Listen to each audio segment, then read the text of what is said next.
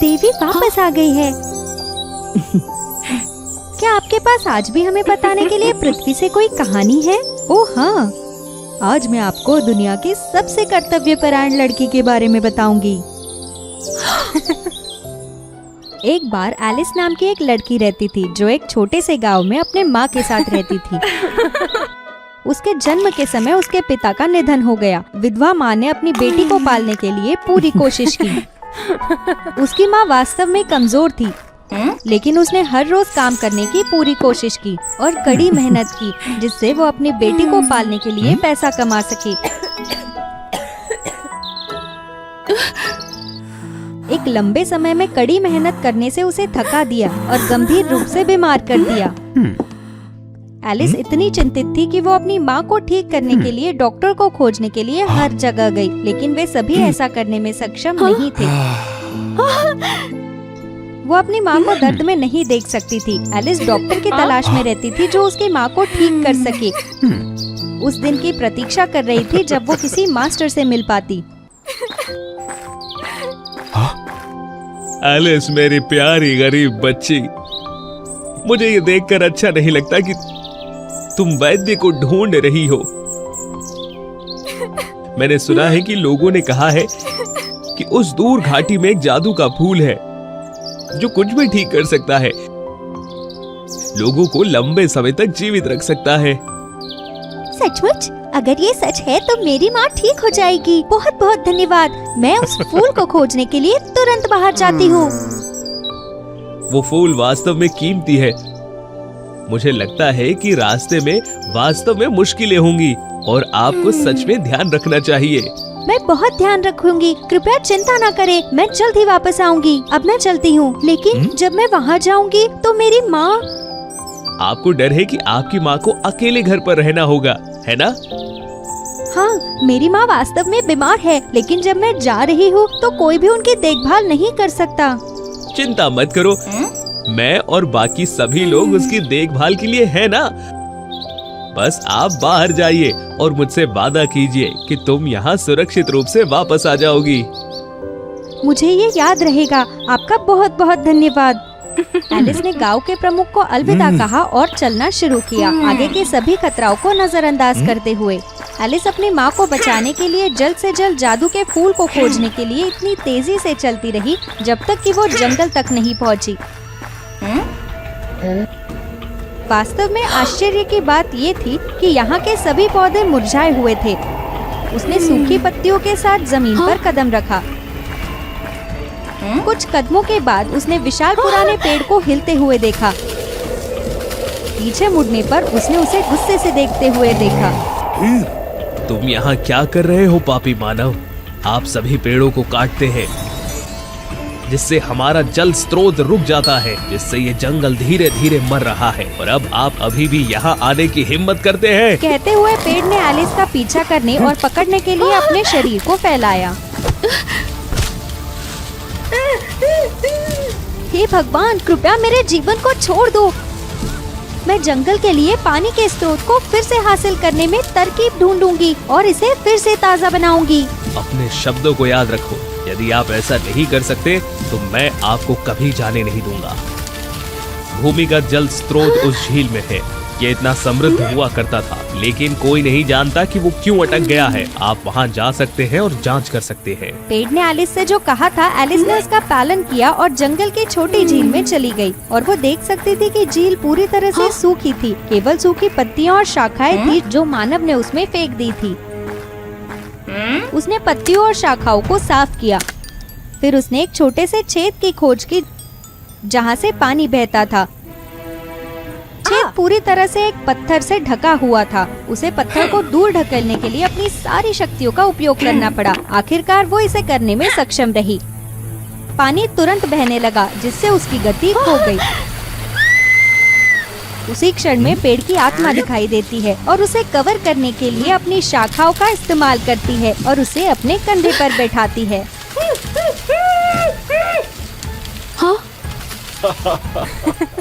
बहुत बहुत धन्यवाद युवा लड़की, आपने पूरे जंगल का पुनर्जन्म किया है और हम सभी को बचा लिया है। मुझे पहले आपको गलत तरीके से समझाने के लिए खेद है। कोई बात नहीं, ये भी हमारी गलती है। मुझे खुशी है कि जंगल वापस आ गया है। अगर आप ये नहीं जानते थे तो हमें हमेशा के लिए इस तरह से रहना चाहिए था। आप यहाँ आए लंबे समय के बाद, मुझे बहुत अच्छा लगा। आपसे पहले मैंने यहाँ किसी को नहीं देखा। मेरी माँ गंभीर रूप से बीमार है। मैं उसे बचाने के लिए जादुई फूल पाने के लिए घाटियों में अपने रास्ता खोज रही हूँ। हे भगवान, घाटी का रास्ता तो सच में खतरनाक है युवा लड़की। चाहे वो कितना भी खतरनाक क्यों न हो, मैं अपनी माँ के लिए कुछ भी करूँगी। कितनी प्यारी बच्ची है। मेरे पास तुम्हारे लिए एक उपहार है। पेड़ की आत्मा के कहने के बाद एक सुनहरा पत्ता अचानक उसके हाथ में आ गया। फिर उससे आग का गेट दिखाई गया, जहाँ से फूल घाटी का रास्ता था। ये सब मैं आपकी मदद के लिए कर रहा हूँ। शुभकामनाएं। मुझे आशा है कि मेरा उपहार आपके काम आएगा। आग के दरवाजे से पहले एलिस को कुछ नहीं करना था। वो हर बार गेट को पार करने का इरादा रखती थी, लेकिन गर्म आग उसे दर्द से वापस धकेल देती। हालांकि उसके माँ के प्रति उसके प्यार ने उसे ये करने की ताकत दी और सभी बाधाओं के खिलाफ उसने फायर गेट को पार किया, जिससे खुद को दर्द हो गया। लेकिन जब उसने अपनी माँ के बारे में सोचा, जिसने उसे उठने के लिए कड़ी मेहनत की, तो उसने उस जोखिम को आगे बढ़ने को सोचा। एलिस ने अंत में गेट को पार कर लिया और आग से बाहर हो गई, लेकिन जलने के कारण वो गिर पड़ी, जिससे वो आगे नहीं बढ़ सकती थी। हालांकि सुनहरा पत्ता जो पेड़ ने उसे दिया था अचानक चमकने लगा। हाँ? एक आभा ने एलिस को कवर किया और उसके सभी घावों को ठीक कर दिया। ठीक होने के बाद एलिस खुशी से चलने लगी, चमकते हुए जादू के फूल के साथ घाटी को सामने देखते हुए। एलिस जल्दी से जादू के फूल की ओर चली गई, लेकिन उसे एक छोटे से फूल ने रोक दिया। तुम कौन हो? तुम यहाँ क्यों आई हो?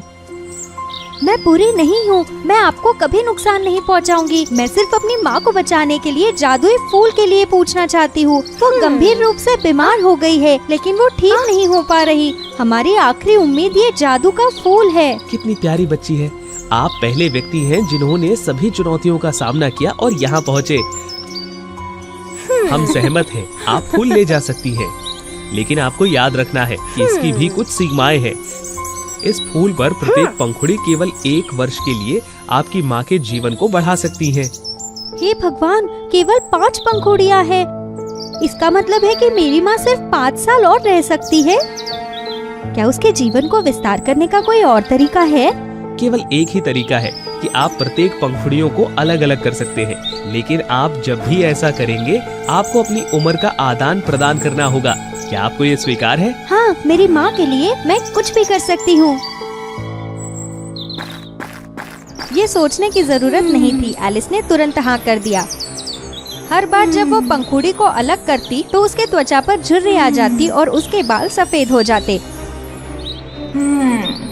जब पंखुड़ी की इच्छा थी जैसा कि वो चाहती थी, एलिस एक कमजोर बूढ़ी औरत बन गई, लेकिन वो वास्तव में खुश थी, क्योंकि वो जानती थी कि उसकी माँ को बचाया जाने वाला था। अपनी सभी उम्र का आदान प्रदान करने के बाद एलिस कमजोर और कमजोर होती चली गई। उसने घर वापस आने की पूरी कोशिश की। हाँ?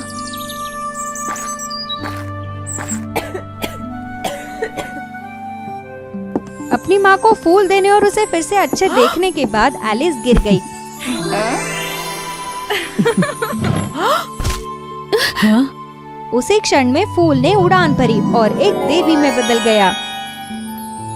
एलिस, मेरी कर्तव्यपरायण और बहादुर लड़की, आपने सभी खतरों को नजरअंदाज कर दिया और अपनी माँ के लिए मेरी सभी चुनौतियों पर काबू पा लिया।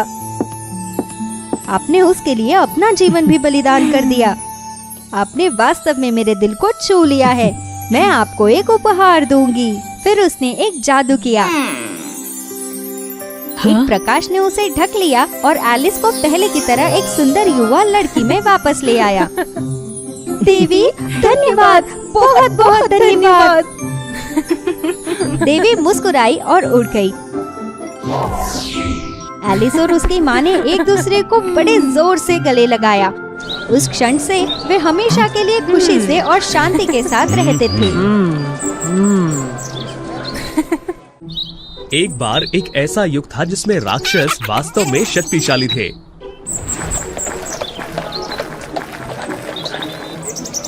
वो लोगों को नुकसान पहुंचाने के लिए चारों ओर थे और लोगों को उनके खिलाफ लड़ने के लिए अलग अलग तरीके खोजने पड़ते थे।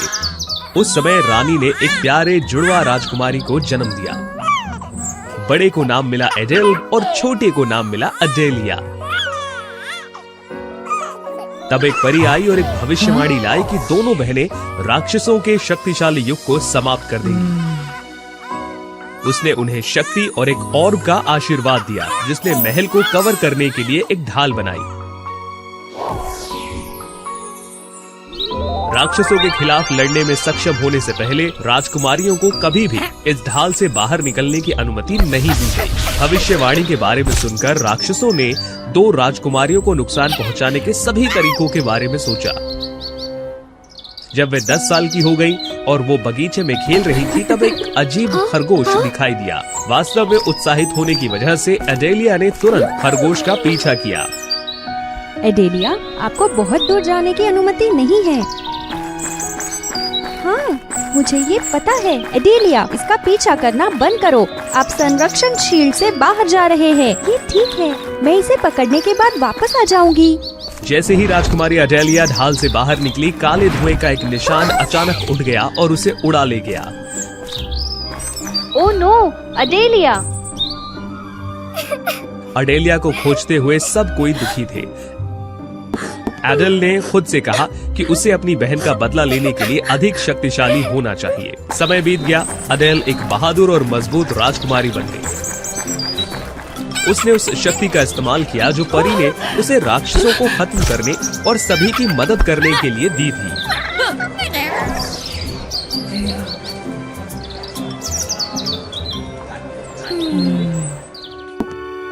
बहुत अधिक शक्ति का उपयोग करते हुए अडेल हमेशा थकावट के साथ वापस आती। अचानक उसने एक अजीब व्यक्ति को देखा जो कमरे में बिल्कुल उसके जैसा दिखता था। मेरी थकान भ्रम भी पैदा करती है। बहन! एडेलिया, क्या ये वाकई तुम हो? आप उन वर्षों में कहाँ हैं? क्या राक्षसों ने आपको कुछ भी नुकसान पहुँचाया है?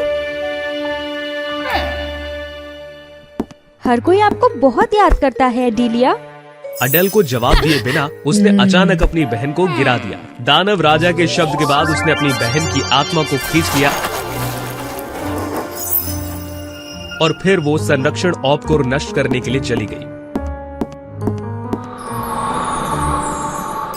उस समय सभी राक्षस बाहर इंतजार कर रहे थे।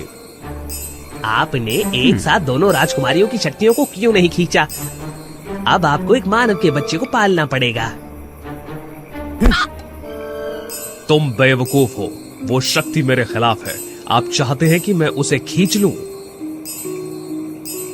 इसके अलावा केवल मानव, यानी कि सिर्फ और सिर्फ मानव ही उस ढाल को पार कर सकता है। इसलिए मैं अडेलिया के मन पर काबू पाऊंगा ताकि वो मेरे लिए सब कुछ करे। जब सब कुछ हो जाएगा तो ना मैं केवल एक महल बल्कि एक शक्तिशाली हथियार भी पा सकता हूँ। शील्ड के गायब होने के बाद राक्षसों ने हमला करने के लिए अंदर की तरफ दौड़ लगाई।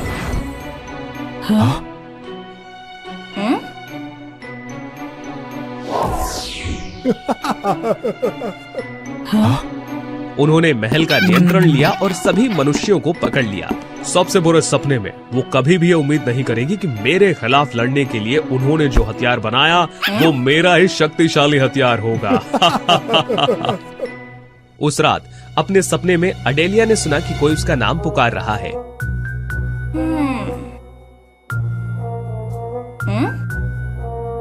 एडेलिया! उसने देखा और वो अडेल के करीब आ गई। एडेलिया, क्या आपको कुछ याद है? आप एक राजकुमारी है। आप राक्षसों की मदद क्यों करते हैं? आपकी जिम्मेदारी उन्हें बाहर करना है। दानव राजा हमेशा कहते हैं कि मानव वास्तव में चालाक है। आप मुझे भ्रमित कर रहे हैं मेरे शरीर को लेने के लिए। सही है, उस बारे में कभी सपने मत देखो। अडेलिया तुरंत अडेल पर हमला करने के लिए वहां पहुंच गई। सालों तक राक्षसों के खिलाफ अडेल के लड़ने के अनुभव के साथ अडेलिया कभी भी अपनी बहन को नहीं हरा पाती। अडेल द्वारा अडेलिया को जल्दी नियंत्रित कर लिया गया। हालांकि उसे खत्म करने के लिए अडेल ने अचानक उसे कसकर पकड़ लिया। गले लगाने की वजह से अडेलिया ने अपने बचपन की सभी यादों को याद किया जो राक्षसों ने मिटा दिया था। एडेल, मैंने अभी क्या किया? मुझे माफ करें। ये ठीक है मेरे प्रिय, ये अच्छा है कि आपको सब याद है। हम अभी भी इसे ठीक कर सकते हैं। साथ ही में हम राक्षसों को हरा देंगे और सभी को बचाएंगे।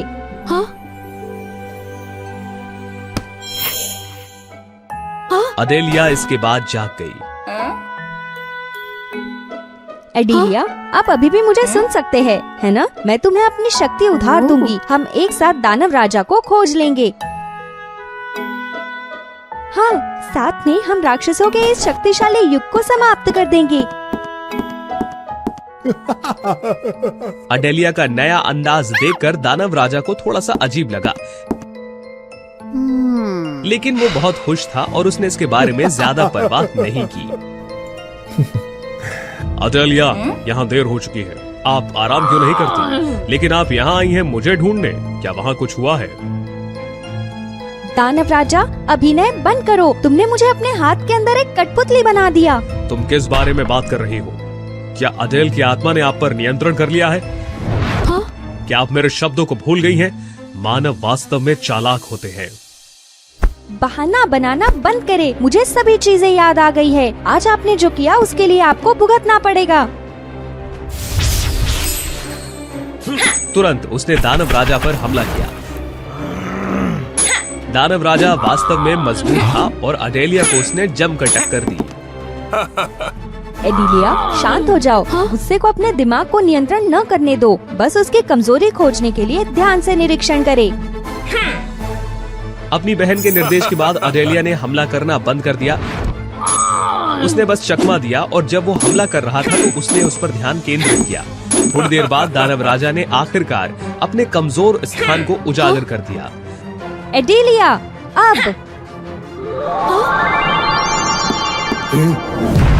दोनों बहनों की शक्ति और बुद्धिमानी के साथ अंत में दानव राजा हार गया। अपने नेता को खोते हुए देख राक्षस डर के मारे भाग गए। बचाए जाने के बाद अडेलिया को देखकर राजा और रानी वास्तव में खुश थे। लेकिन जब उन्होंने अडेल से पूछा तो उनका मूड खराब हो गया। अडेलिया ने उन्हें पूरी कहानी बताई क्योंकि अडेल की आत्मा को उसने खींच लिया था। मैंने उसे पहले बुलाया लेकिन उसने जवाब नहीं दिया। शायद उसने मुझे ये शरीर दिया। मुझे क्षमा करे, ये सब मेरी वजह से है। नहीं अडेलिया, ये आपकी गलती नहीं है।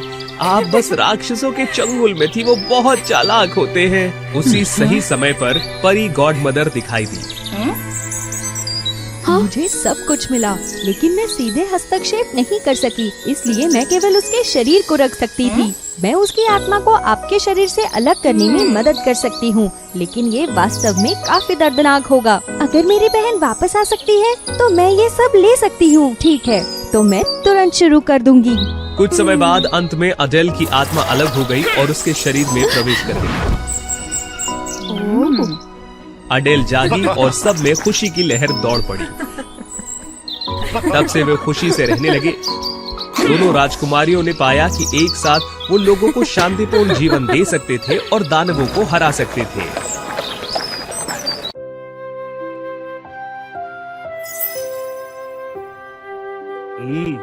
मिस्टर चांद, मैंने सुना कि कल आप मिस्टर सूरज से मिले थे। ये वास्तव में एक विशेष घटना थी, है ना? हाँ, और ये एक रोमांचक कहानी है। क्या आप इसे सुनना चाहते हैं? हाँ हाँ, हमें बताओ, हमें बताओ।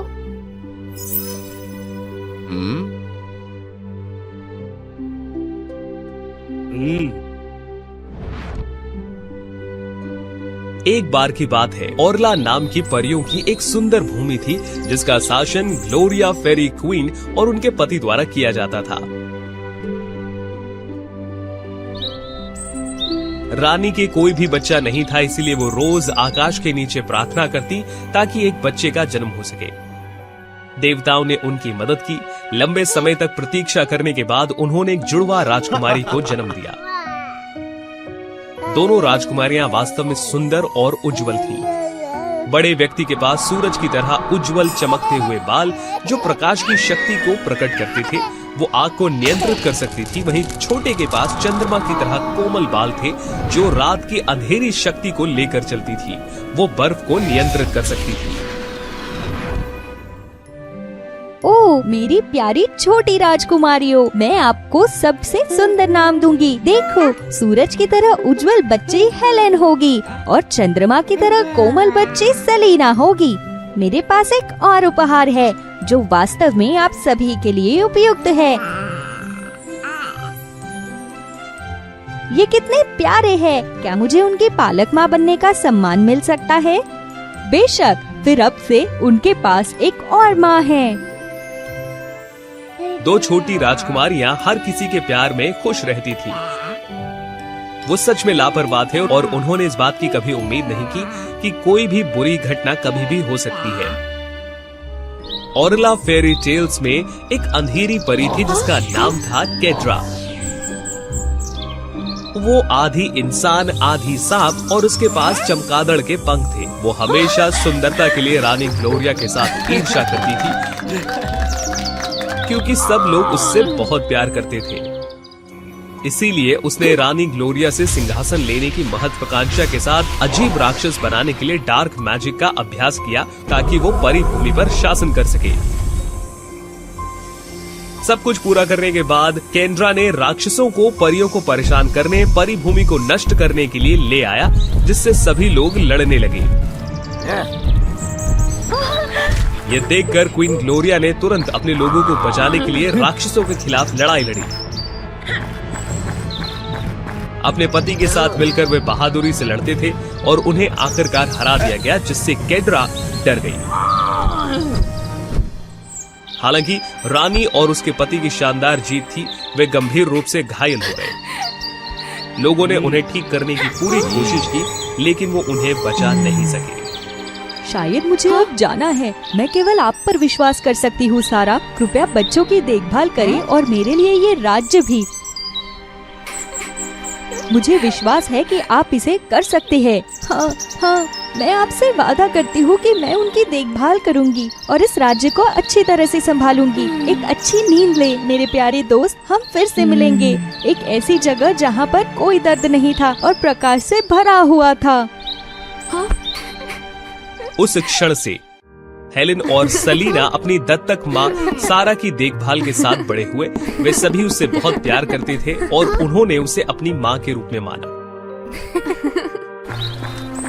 बचपन से ही हेलेन एक समझदार लड़की थी जो दूसरों के साथ बातचीत करना पसंद करती थी। वहीं सेलिना एक शर्मीली लड़की थी और मुश्किल से ही बात कर पाती थी। इसीलिए हेलेन के साथ बात करते समय हर कोई ज्यादा अच्छा महसूस करता था और सेलिना के बारे में उसकी शर्म के साथ वो किसी से दोस्ती नहीं कर पाती थी।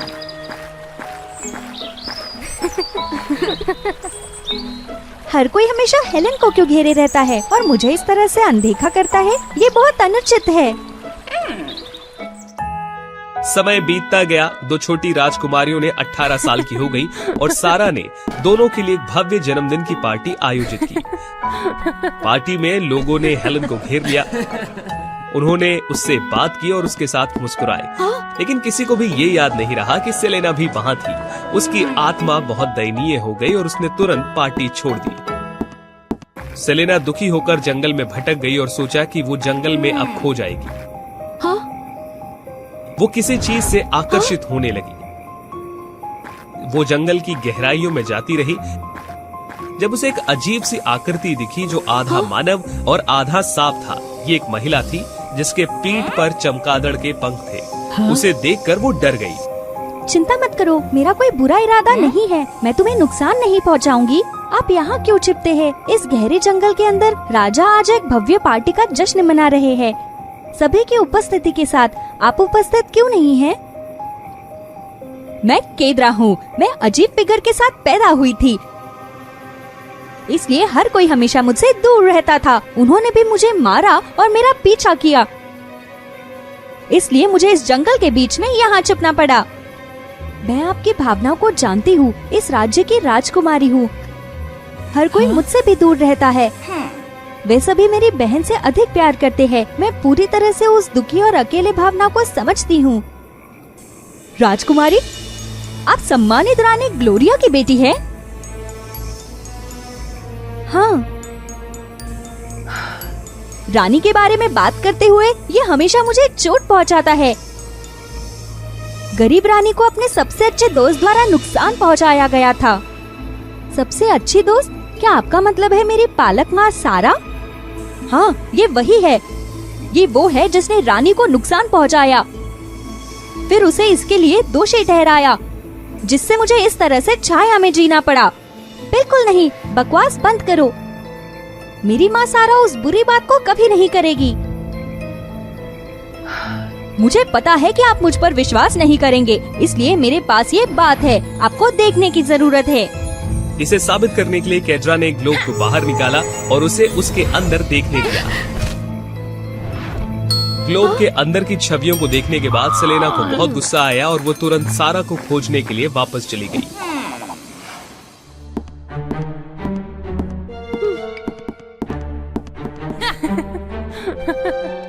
जानिमन, तुम कहाँ हो? मैं आपकी खोज कर रही हूँ। मुझसे प्यार करने का नाटक मत करो। ये कहना, क्या वो आप थे जिसने मेरी माँ को नुकसान पहुँचाया था? तुम किस बारे में बात कर रही हो?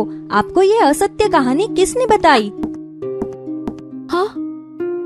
हे भगवान, सेलिना, आपको ये कहानी कहाँ से मिली? मेरी माँ सारा कभी भी उस बुरी बात को नहीं करेगी। आप दोनों एक तरफ से है। मैंने केद्रा से सभी सबूत देखे। मैं कभी आपके झूठ पर विश्वास नहीं करूंगी। मुझे आपसे नफरत है। अपने गुस्से को उतारने के बाद सेलेना ने अपनी पालक माँ और उसकी बहन के रोकने के बावजूद वहाँ से चली गई। मुझे जिस बारे में चिंता थी वो वापस आ गई है। केद्रा वापस आ गई है। शायद वो सेलिना को नियंत्रित कर रही है। मैं वास्तव में उसके लिए चिंतित हूँ। हेलेन, हमें उसे खोजने की जरूरत है। सारा और हेलेन हर जगह सेलेना की तलाश कर रहे थे, लेकिन वो उसे कहीं ढूंढ नहीं पाए। इसीलिए उन्हें महल वापस जाना पड़ा और सेलेना को बचाने के तरीके के बारे में सोचना पड़ा। क्योंकि मैं बच्ची थी, लोग हमेशा मुझसे दूर रहे। कोई भी मेरा दोस्त नहीं बनना चाहता था। यहाँ तक कि मेरी बहन ने भी ऐसा ही किया। उसने दुष्ट सारा पर विश्वास करने के लिए चुना, लेकिन मुझे नहीं। शायद आप वही है जो मुझे सबसे ज्यादा समझते हैं। छोटी राजकुमारी, दुखी मत बनो। मैं हमेशा यहाँ रहूंगी तुम्हारी तरफ से। लेकिन आप यहाँ बैठने वाले हैं, उन्हें बुरी चीज करते हुए देखते। हमें क्लीन ग्लोरिया का बदला लेना होगा। साथ ही ये साबित करना होगा कि आप अपनी बहन से ज्यादा मजबूत है। तुम सही कह रही हो। मुझे अपनी माँ के न्याय के लिए खड़े होकर लड़ना होगा। दुष्टों को कीमत चुकानी होगी। वापस जाते जाते बात करते समय केड्रा के साथ मिलकर वो अपनी पालक माँ और बहन से लड़ने के लिए महल में वापस चली गई। उस समय सारा और हेलेन को बाहर जाना पड़ा और लड़ना पड़ा। सारा ने केड्रा को पकड़ लिया और हेलेन ने अपनी बहन सेलेना के खिलाफ लड़ाई लड़ी।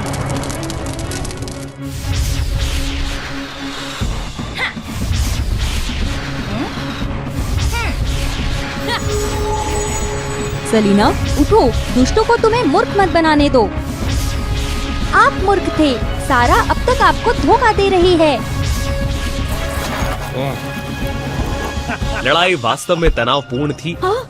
सारा केड्रा के हमले से घायल हो गई।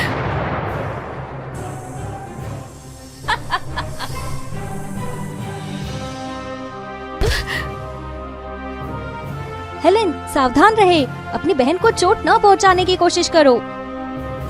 उसकी पालक माँ को घायल होता हुआ देख हेलेन वास्तव में चिंतित थी, तब भी जब सेलेना ने उस पर हमला किया।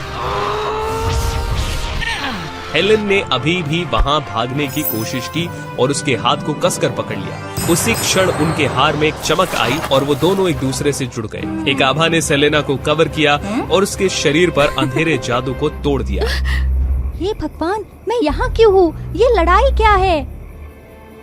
आपको केद्रा द्वारा धोखा दिया गया और नियंत्रित किया गया। सौभाग्य से वो अब आपको नियंत्रित करने में सक्षम नहीं है। हमें सारा को तुरंत बचाना होगा। ये सुनकर जो उसकी बहन ने बताया, सेलेना वास्तव में पछता रही थी और केड्रा से नाराज थी। साथ में दोनों बहनों ने केड्रा के खिलाफ लड़ाई लड़ी। हाँ? ये देखकर कि केड्रा सारा को बंधक के रूप में लेने ही वाली थी, दोनों बहनों ने पहुंचकर हमला किया और हिम्मत से लड़ाई लड़ी। केड्रा ने उन पर हमला करने के लिए अपने जादू का इस्तेमाल किया। जब लोगों ने देखा कि उनकी राजकुमारियां खतरे में हैं, तो वो दौड़कर चले आए उन्हें ढकने के लिए, जिससे वो लोग घायल हो गए। अपनी मां के लिए चिंतित होने के दौरान दोनों बहनें एक विचार के साथ आई।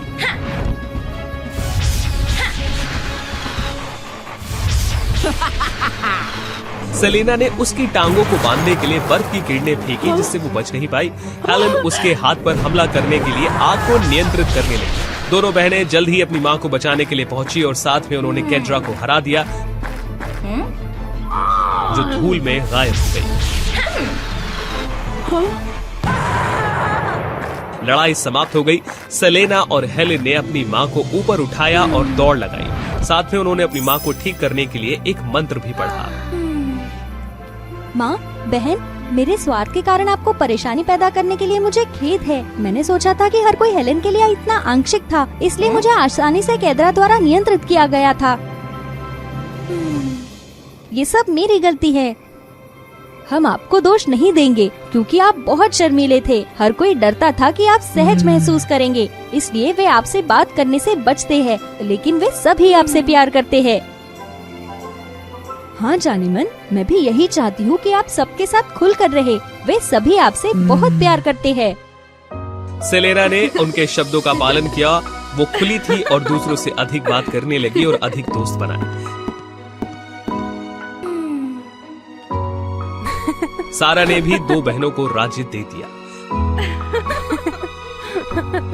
दोनों क्वींस के शासन में परियां शांति के साथ और खुशी के साथ हमेशा से रहने लगी।